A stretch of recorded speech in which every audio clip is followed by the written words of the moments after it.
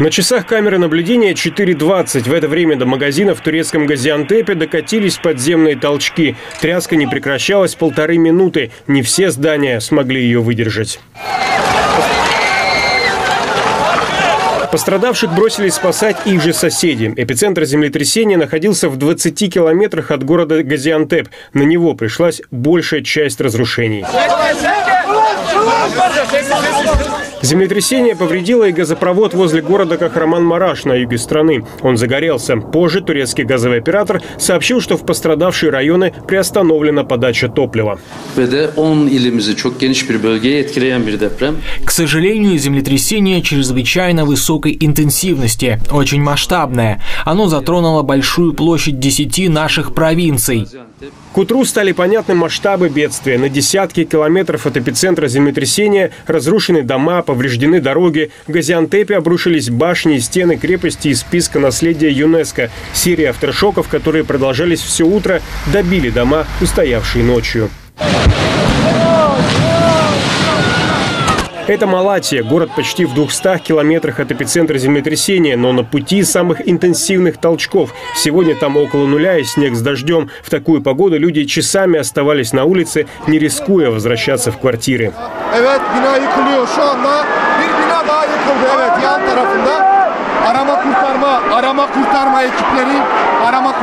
Этот дом в городе Диярбакыр разрушился во время прямого телеэфира. Это следствие второго землетрясения, сравнимого по силе с ночным. Оно произошло в 13:24 по местному времени неподалеку от города Кахраман-Мараш. В некоторых его районах катастрофические разрушения. После второго землетрясения по Турции прокатились еще 18 авторшоков магнитудой до 5,5 баллов.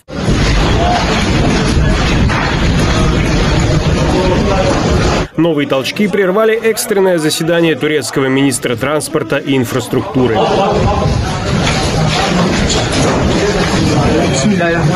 Турецкие СМИ делятся кадрами спасения детей, которые провели под завалами более 7 часов.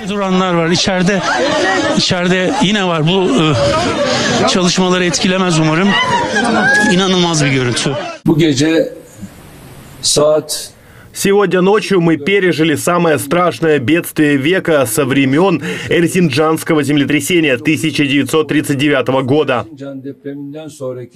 К вечеру число погибших в Турции достигло 1500 человек. Больше всего жертв в Кахраман-Мараше и Газиантепе. Аэропорты этих городов, а также Аданы, закрыты для гражданских рейсов. Количество пострадавших тянется к отметке в 10 тысяч. В стране приостановлены все спортивные мероприятия. Школьники уходят на недельные каникулы. Землетрясение прокатилось вдоль турецко-сирийской границы и достигло крупнейшего города Сирии – Алеппо. Там разрушены десятки домов. Пострадал еще один объект ЮНЕСКО – цитадель в Алеппо. Вызволяли людей из-под завалов добровольцы белых касок сирийской оппозиции. Когда мы достигли выхода, здание полностью обрушилось. Бог спас нас. На нас упала деревянная дверь. 3 моих детей и жена здесь с ранами головы и лица, а моя дочь не пострадала. Слава Богу, мы приехали сюда и нам оказали первую помощь. Наш дом 4-этажный, больше никто не выжил. Сейчас у нас около 100 пострадавших и 30 погибших. Мы знаем, что под завалами до сих пор находят сотни раненых. Ситуация очень плохая. Нам нужна срочная помощь. На помощь Сирии пришел давний союзник – Москва. После разговора Владимира Путина и Башара Асада в Сирию отправились спасатели МЧС России. Счет погибших в стране идет на сотни. Нам удалось извлечь большое количество выживших, и мы полагаем, что многие из них все еще находятся под завалами. Гражданская оборона и другие ведомства, даже армия, помогают нам спасать граждан. Турецкое землетрясение ощутили жители 16 стран. Подземные толчки ощущались в Армении, Грузии, Ираке, Ливане и даже Израиле. Его премьер-министр Биньямин Нетаньяху официально заявил о помощи Сирии впервые в истории. Всего Анкара получила предложение помощи от 45 стран. Спасателей в Турцию отправит Великобритания, Япония, Чехия. Свои соболезнования и предложения помощи Сирии и Турции направил премьер Армении Никол Пашинян. Михаил Шептун и Михаил Винокуров, RTVI. Обсудим эту тему с журналистом Абдурахманом Камбураглы. Абдурахман, здравствуйте. Здравствуйте. Да, какая сейчас обстановка в Турции? Как по ощущениям? Нормально ли работают спасательные службы, врачи? Есть ли паника среди людей? Работают ли предприятия торговли? Нет ли ажиотажа? В целом, в тех городах, где не было землетрясений, там все как обычно, но, естественно, люди расстроены в связи с случившимся. Где эпицентр, там, естественно, много чего не работает, и к обеду и уже к вечеру спасатели, врачи и вся нужная помощь начала достигать нужной локации, устанавливают палатки, довезли приборы, аппараты для обогрева, установлены такие палатки, где выдают бесплатную пищу. Первым делом, первая задача — это на данный момент вытащить раненых, которые могут находиться под завалами, и обеспечить людей, кто остались без домов, обеспечить их всеми средствами, чтобы им было комфортно первое время. Так как в данное время зима, и в этих районах, в этих городах чувствуется холод, местами снег, дождь. С погодой тоже не очень везет в данное время.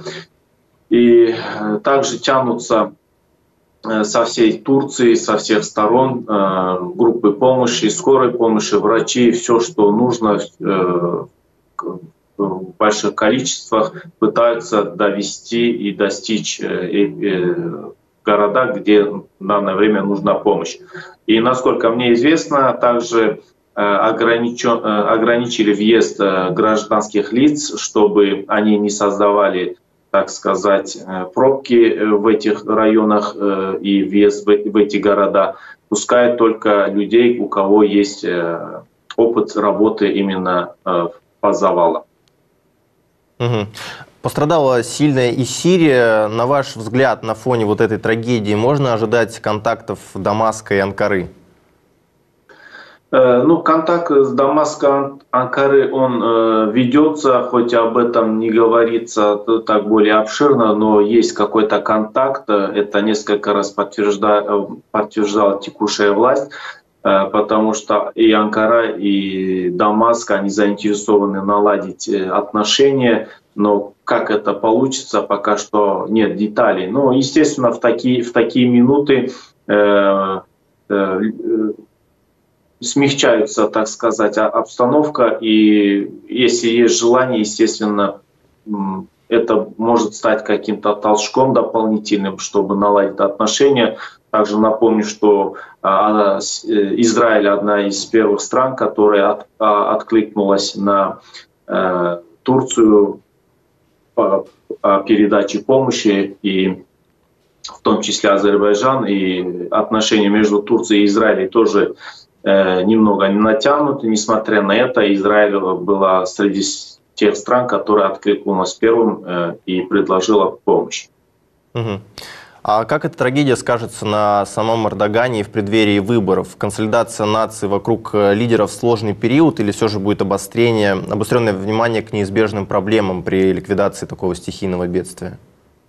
На данный момент, первые дни, можно сказать, сейчас все концентрированы больше на спасении людей, которые могут находиться под завалами. Естественно, и оппозиция, и текущая власть, они будут бороться за то, чтобы из этого получить какой-то бонус, привлечь свое внимание, сделать какие-то, может быть, даже громкие заявления.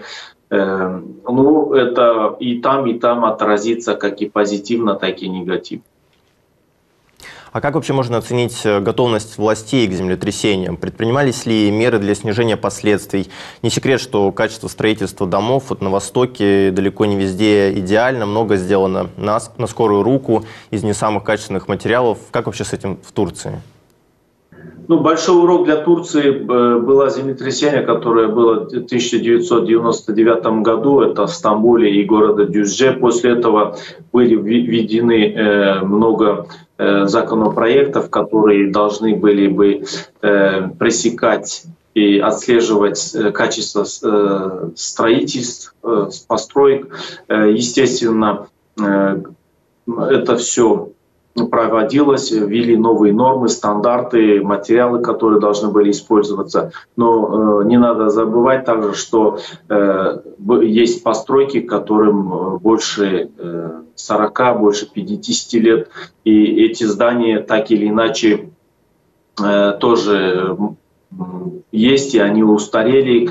И как мы видим, в одном квартале разрушаются дома, и есть, которые удержались, несмотря на такой высокий балл. Ну, это говорит о том, что не проводятся, может быть, нужные мероприятия, чтобы оценивать физическое состояние этих зданий. И с другой стороны, это тоже не всегда выгодно жильцам, потому что если вы вызываете эксперта, который проводит тест над зданием, и если они решают, что это здание неустойчиво, то им приходится запечатать это здание и попросить жильцов освободить. И такое положение не всегда приветствуется хозяевам домов, и они больше всего стараются как бы откласть это на потом. А когда нет землетрясений, это никого это не волнует. А когда бывают землетрясения, к сожалению, бывают такие вот плохие результаты.